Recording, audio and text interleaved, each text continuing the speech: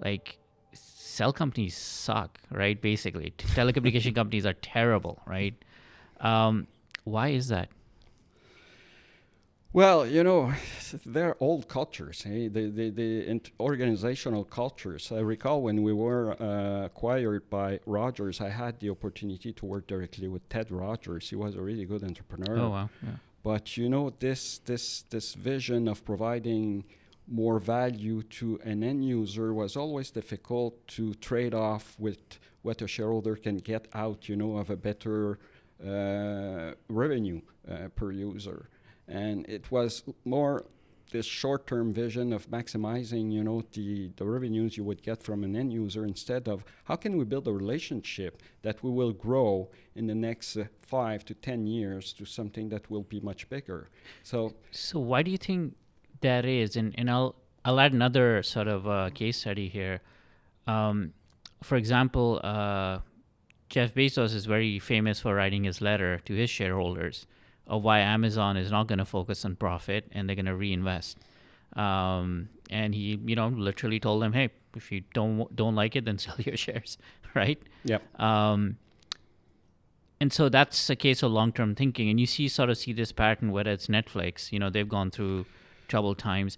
Is this a case that if a company is not led by a founding team, but Ted Rogers is a founder, why this short-term thinking when you're gonna, or you don't see that you're gonna lose out? I take a challenge, a really big challenge once you achieve success, Right. is you want to remain at that level. And most of the time, people are taking a defensive approach. They try to protect their turf instead of continuing to innovate.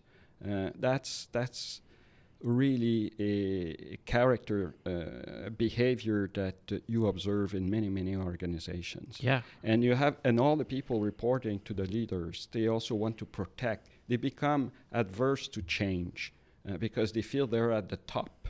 And changing when you're at the top is always a risky business.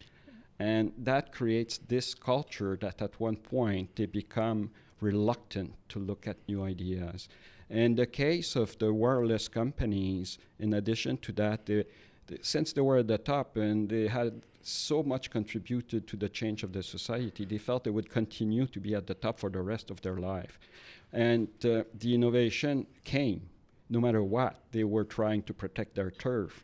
It came from the left field or right field. I recall in 2007 when we were pitching to investors in New York for another project that we would create similar to Fido with my former colleagues of Microcell. Right. Our vision was that the internet was going to migrate to wireless infrastructures.